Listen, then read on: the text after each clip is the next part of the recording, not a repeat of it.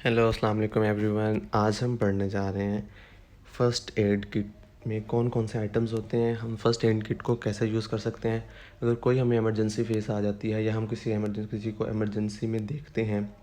तो हमारे पास अगर फ़र्स्ट एड किट है तो हम उसमें से कौन कौन से आइटम्स हैं जो हमें उसमें रखना ज़रूरी हैं और उसके क्या यूजेस हैं, हम उनको किस तरह यूज़ करके पेशेंट को या जो हमारे पास ऑब्जेक्ट है हम उसको सब्जेक्ट है हम उसको कैसे ट्रीट कर सकते हैं।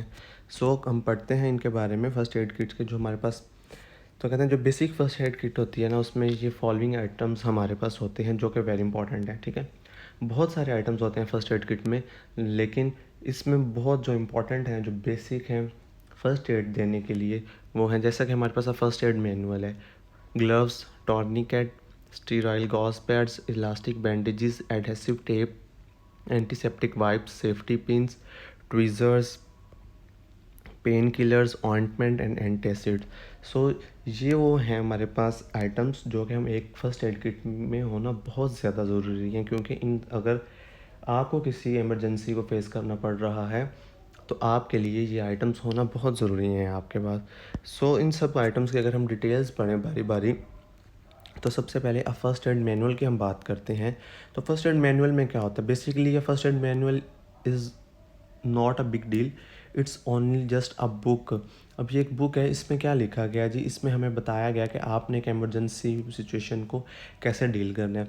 अब वो एमरजेंसी सिचुएशन किसी हार्ट अटैक के बारे में हो सकती है, कोई स्ट्रोक, अगर आपका इमरजेंसी में स्ट्रोक पे आ गया, आपने उसको कैसे डील करना है, कोई बर्न्स हैं, कोई शॉक है, कोई फूड पॉइजनिंग हो गई है, माइनर कट्स लग गए हैं या कोई हेड इंजरी है, तो आप एक बेसिकली पेशेंट को हॉस्पिटल तक पहुंचने से पहले जो एक फ़र्स्ट एड आप दे सकते हैं, इब्तदाई तिब्बी इमदाद जिसे हम कहते हैं, ठीक है, वो सब उस फर्स्ट एड में कंप्लीट लिखा होता है।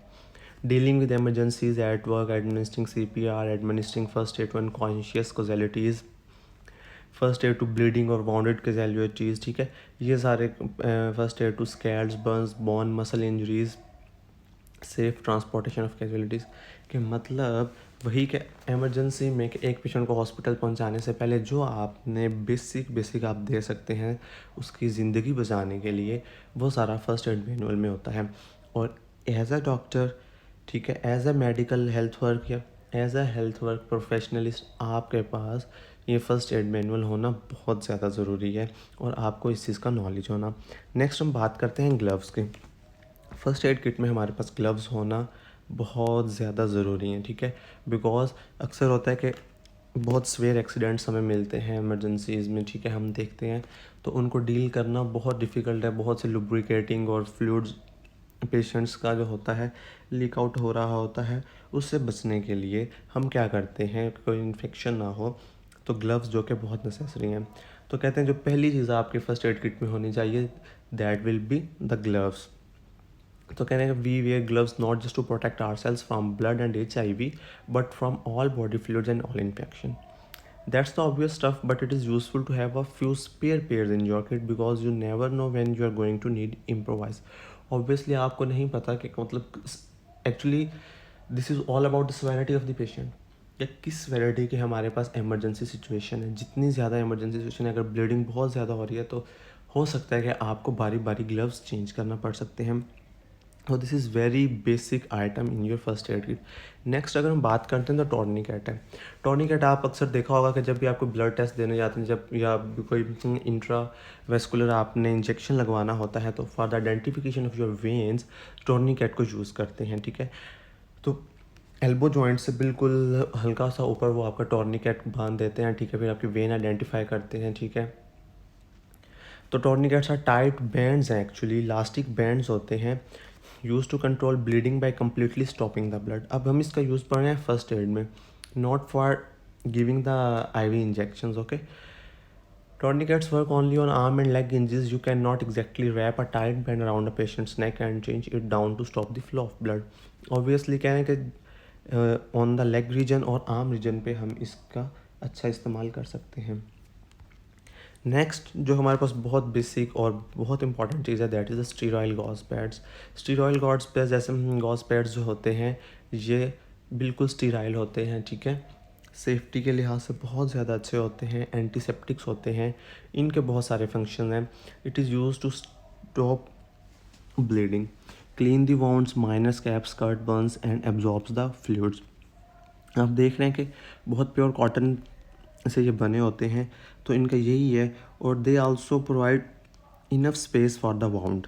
ओके, नेक्स्ट बात करते हैं इलास्टिक बैंडेजेस की। हम आपने अक्सर अपने वालदैन के या दादा अबू या दादी अम्मा के देखा होगा कि स्प्रेन्स हो जाते हैं, ठीक है।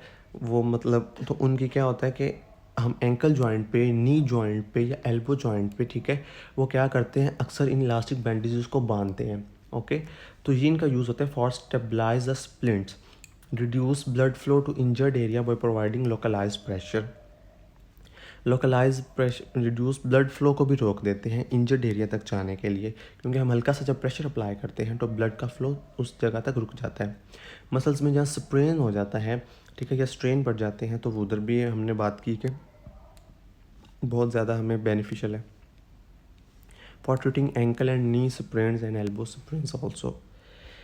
Next, adhesive tapes use for dressing the wound safely, ठीक है। अगर आपने इमरजेंसी सिचुएशन को डील कर लिया है, आप ब्लीडिंग हो रही थी, आपने द स्टीरॉयल गॉज पैड्स को इससे साफ़ करके कॉटन के साथ उधर आपने पायोडीन जिसे हम कहते हैं वो लगा दी है, ठीक है, और वो आपने सेफली उसे कैरी आउट कर लिया है, तो आप एडहेसिव टेप से क्या करेंगे, फिर आप हेल्प लेंगे एडहेसिव टेप की, तो आप गॉज पैड्स को और साइड ऑफ द बॉडी को आप अटैच करेंगे, बैंडेज लगाएंगे, तो आप किस किस एडहेसिव टेप्स की हेल्प से, ठीक है। इनकी बहुत सी वैरायटी हमें मिल जाती है एडहेसिव टेप्स की, और ये डिफरेंट साइजेस में भी होते हैं।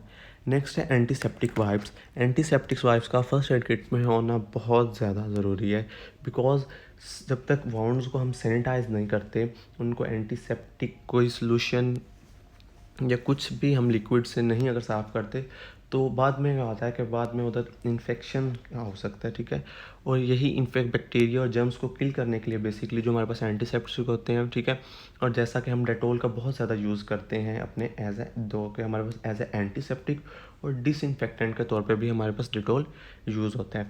एंटीसेप्टिक वाइप्स भी मिलते हैं कि अगर आप वोंड है तो आप उसको बिल्कुल एंटीसेप्टिक वाइप्स के साथ क्या किया, उसे हल्का सा पुश करके और आपने वोंड को एंटीसेप्टिक कर लिया, ठीक है। नेक्स्ट हम बात करते हैं सेफ्टी पिन्स की। सेफ्टी पिन्स वैसे तो कोई बहुत बड़ी चीज़ नहीं है, लेकिन इनका फ़ायदा बहुत ज़्यादा है। अगर आपने कोई बैंडेज अप्लाई करना है और बैंडेज को आप एडहेसिव टेप के साथ बांध नहीं सकते या आप रोक नहीं सकते, तो आपको तब हमारे पास क्या होता है कि ये सेफ्टी पिन्स काम आती हैं, because use to secure a bandana और बैंडेजेस ओवर द वोंड्स। ये हम अगर हमने आर्म या लेग को इमोबिलाइज करना हो और एक जगह पे रोकना हो, तो हम क्या करते हैं कि जो हमारे पास वो बैंडेज होता है उसको वह उस एरिया पे हम बांध के, तो ये पिंस का इस्तेमाल करते हैं, सेफ्टी पिंस का, और वो इमोबिलाइज हो जाता है। Next we were talking about the tweezer, we are talking about the tweezer. So tweezer बहुत ज़्यादा इंपॉर्टेंट है, ठीक है। फॉर एग्जांपल अगर किसी के हाथ में कांच लग गया और कांच का कोई हल्का सा ज़र्रा या टुकड़ा उस वाउंडेड एरिया पर रह गया, तो आप क्या करेंगे, with the help of tweezer you can remove that glass और डेब्रिस और unwanted material that can give harm in the next. Okay, तो इस तरह आप ट्वीज़र की हेल्प से कोई भी अनवांटेड मटेरियल को आप रिमूव ईजिली कर सकते हैं। So this is also a very basic and important item of your first aid kit. Last में हमारे पास जो अगर फर्स्ट एड किट में जो बहुत ज़्यादा इंपॉर्टेंट है, that is the pain killers. Pain killers हमें पता है कि मतलब काफ़ी टाइप्स की होती हैं, कोई पैरासीटामोल होती है, ठीक है, एनसेड्स होते हैं हमारे पास, टॉपिकल एनेस्थेटिक्स होते हैं। तो ये हमारे पास क्या होते हैं कि इनका क्या काम होता है, या तो ये पेन को रिलीफ देते हैं, ठीक है, कम कर देते हैं, और समटाइम्स जब इमरजेंसी सिचुएशन में टेम्परेचर बढ़ गया है, फीवर हो गया है, पायरेक्सिया के केस में, तो हम क्या करते हैं, पेन किलर्स का यूज़ करते हैं। जैसा कि हमारे पास इसमें हमारे पास बहुत सारी वैरायटी आ जाती है, ब्रूफन आ जाती है, पैनाडोल आ जाती है, पैरासीटामोल आ जाती है, ठीक है। So these all are use as the painkillers. So ये हमारे पास टॉप 10 बेसिक आइटम्स हैं जो कि एक फर्स्ट एड किट में होना बहुत ज़रूरी है। और एज अ मेडिकल प्रोफेशनलिस्ट और as a medical health worker आपको फर्स्ट एड का नॉलेज होना, उसके मैनुअल का, उसके बुक का पढ़ा होना बहुत ज़्यादा ज़रूरी है, ठीक है, क्योंकि हैं लोग वही जहाँ में अच्छे आते हैं जो काम दूसरों के। एज अ मेडिकल प्रोफेशनलिस्ट हमें दूसरों के काम आना है, बिकॉज़ ये हमारा जो प्रोफेशन है ये एक इबादत भी है, ठीक है। अखलाक अपने अच्छे रखने हैं और हमें दूसरों को ट्रीट करना है। सो यही हमें हमारा मेडिसन का जो फील्ड है हमें यही सिखाती है। So thank you so much. Please follow my channel Biomed Hub for more videos. Thank you so much. अल्लाह हाफिज़।